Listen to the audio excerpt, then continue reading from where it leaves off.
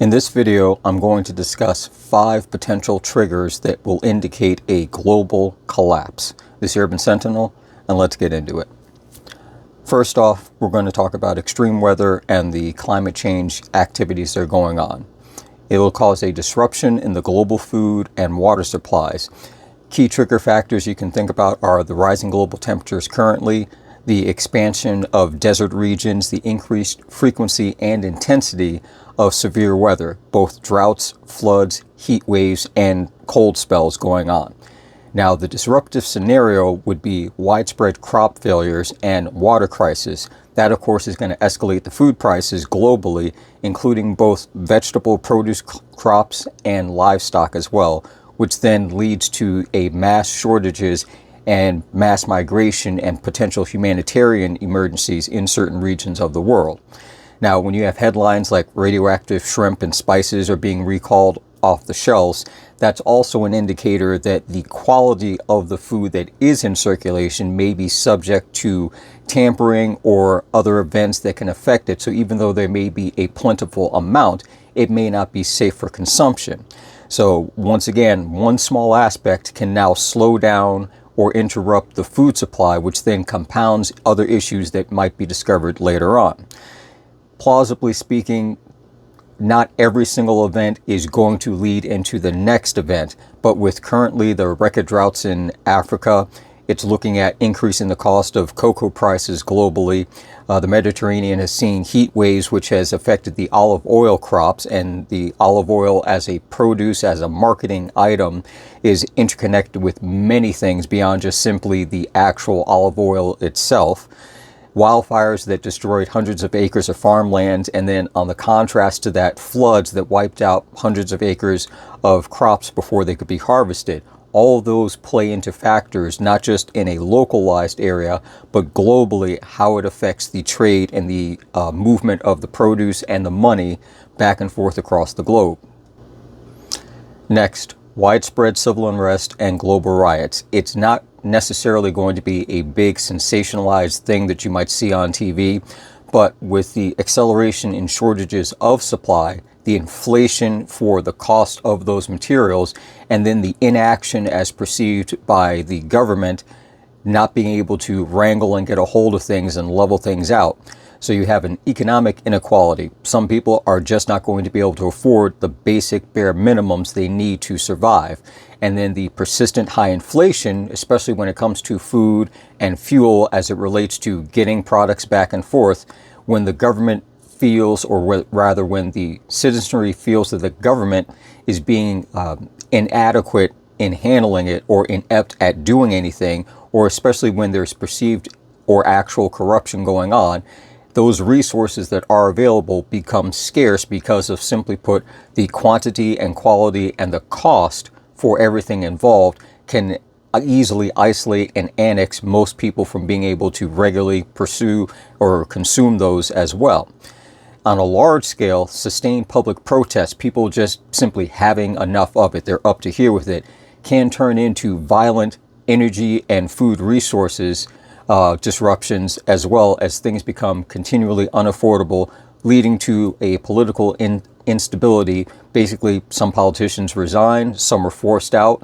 The government as a whole begins to break down. Now, it is not necessarily going to be an immediate thing. Some cases, yes, you would see an immediate change of attitude as it goes. But then you have the global headlines that you'll see, such as global food riots erupting as the inflation worsens, and then of course the shortages and the supply distribution gets interrupted because some people aren't working, therefore products don't get out, or the farmers can't actually get the crops harvested because of the weather events that preceded that. All that then ties into other events that can be piggybacked on top of that. And once you start to see mass protests over the soaring cost of living and the food shortages everywhere from countries from Sudan to Sri Lanka, there's also the increased possibility that there will be coordinated cyber attacks, not just globally, but targeting specific countries that would have a key factor, a pivotal effect on it, such as the U.S. infrastructure and our entire critical systems. Because with that, you look at a potential grid down or a financial paralysis. whether it's state-controlled cyber warfare or it's exploited by the outdated or the less secure industrial control systems, point-of-sale systems, and communication systems. Any major nation or non-state actor, basically a terrorist for hire, can target these systems, the power grid, the financial networks, the water systems, causing widespread blackouts and interruptions. That would lead to paralysis of the economy as a whole and also the connected essential services. When you look at the incidents recently of Russian drones violating into NATO airspace, there was also coordinated cyber attacks done at the same time, trying to disrupt the communication systems within those countries to basically make it harder for their, not just military systems, but government operations to function during the attack, leading to more miscommunications and more potential panic setting in by the population. Disrupting their networks in that fashion, you both have physical attacks and cyber attacks that lead to the inevitable dropping or the unsustainability of maintaining that system. Now, with China, Iran, North Korea as example, they have had histories of using cyber warfare to test and prod and try to destabilize or interrupt our systems. And many of them still have access some way, somehow, into our infrastructure systems, our energy systems, our transportation systems, leading to the potential that a timed attack waiting for something externally or internally to affect us before something else like that happens. Now, as a perfect example, the FBI just stopped a potential terrorist attack, a cyber attack that would have interrupted network communications and cell service systems around a wide region of the New York area, possibly spreading farther. And it's not to say that that was the only one. That potentially was the one that was caught. There could be other ones, and you have a breakdown of communications internally. It makes it nearly impossible to get effective, correct information and communicate on a wide scale. Now, with a major U.S. and a global economic collapse, a total breakdown of trade would halt, and that would cause a financial crash. Now, the escalation currently of the global trade and tariff wars that are going on will become unmanageable on a national level and on a corporate level. Losses in confidence as well as loss in finances and the stabilization of the US dollar as a reserve currency around the world will affect the supply chain and begin to cause fragmentation. You have a swift downward spiral in the trade wars that would go on, leading to financial shock that ripples out throughout all the economies globally and domestically. It's going to halt international commerce. It's going to affect the financial market, plunging basically the world into a severe, prolonged depression. Now, with that being said, our current U.S. tariffs are hitting hardest in the automotive industry and in the pharmaceutical industry. Two areas that both cases we don't have full control over. We import many, many items in pieces or in whole in those industries. And with the rising tariffs going on, the global trade may cause the BRICS nations, that's Brazil, Russia, India, China, and South Africa, along with several other smaller nations, to effectively declare that the U.S. instability is going to endanger the global supply, and that would make them effectively switch to a different or pivot to a different form of trade, alternate trade agreements, as well as alternate trade currencies, leaving the U.S. dollar behind, which would signal an indicator to other nations that perhaps it's time to switch over to something else, something more viable, something new, whether it's a digital-based currency or it's a hard currency backed by something such as actual precious metals, gold, platinum, palladium, things of that sort, which of course the BRICS nations are more than likely going to be able to provide to other countries that wish to keep their head above water. Now, with all that going on, you take a step back and you look internally and look locally, it's going to be a societal breakdown and an increase in crime for multiple reasons, but they all tie in together. Basically, the resources that are normally available to us in society will become depleted, or they'll become highly restricted and rationed. The erosion of our social cohesion, the order of operations as things go, the loss of trust in the institutions, both the corporations and the government and the private non-GMO, non-NGO agencies, and then the persistent, prolonged failure of essential services, both from financial lack, from availability or distribution or management on the police, the fire, the EMS, public services, water, utilities, that sort of thing, is going to lead to a heightened sense of frustration, especially when it comes to the basics, water, fuel, medicine, that sort of thing, from the population. Regional areas individually across the country are going to experience different breakdowns of certain things at different points in time, depending upon the actual population, the buildup, what runs it.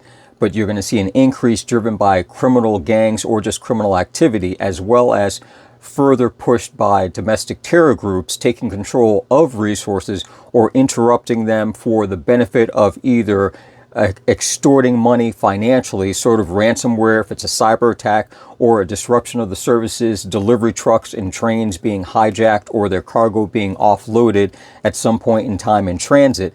As we've seen before in videos in Los Angeles, where you have train cars that are getting emptied out as they're moving through some of the city areas because they have to go at a slower rate, and all that goods, all those cargo are coming off. Not to mention when you have incidences where you have cargo containers falling off of vessels into the water and basically losing everything on board. And now with the current, as of the time of filming this, the potential for a U.S. government shutdown, that is literally right on the horizon. In fact, it'll just be in a few hours whether it's going to actually happen or not after this gets produced. Federal government shutting down, we're looking at a potential furlough or firing, depending upon what the situation is, of up to 72% of the workforce, depending upon the individual agencies. Some agencies will be shut down completely, such as the Park Services. Others agencies will be scaled back depending upon what the actual job qualification is within that area. But then you look at things like the Department of Homeland Security, the Border Patrol, cyber security personnel, a lot of that gets scaled back. And then the tenfold aspect on that is some of those areas, while not seen as immediate critical needs, they do perform a service that if it's interrupted, things tend to fall apart quickly. So if you have fewer cybersecurity personnel, you have an increased chance of cyber attacks.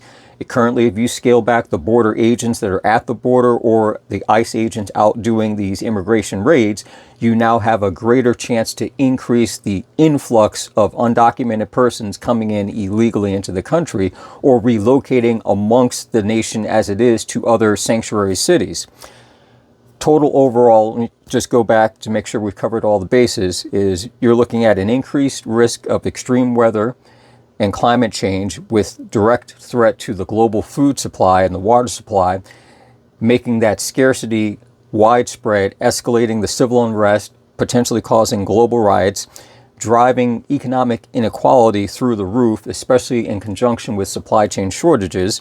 And then you layer that on top of the social stressors and the high-tech danger of coordinated cyber attacks against our U.S. critical infrastructure, threatening the power grids, the financial systems, communications, and other infrastructure systems. All these factors feed directly into what could become a major U.S. and then transfers by default to a global economic collapse where trade as a whole halts completely, or it becomes so cost prohibitive that it's limited to certain areas and certain products at certain times. And then, of course, the rise in civilian dissatisfaction of the citizens, increasing crime, theft, looting, and then you have complete breakdowns of the social order. You have complete breakdowns within the governments themselves, locally, regionally, nationally, and all that overlaps. So it doesn't have to be every single place all at once at the same time. It can be one or two places and they ripple out to another area, and then that ripples to a different area. And eventually all those waves start hitting each other, bouncing back and forth, and it really starts to vibrate out all around the world, just circling and circling. Some places getting hit hard, getting hit fast, and completely shutting down. Other places holding their head above the water just a little bit longer, treading water for just a few more minutes. But the overall dynamic is it will highlight the systematic vulnerabilities that still exist right now. And these are the things that we need to pay attention to. Now hit the like button, leave a comment, let me know what you think, share your thoughts on that, and I'll catch you in the next one.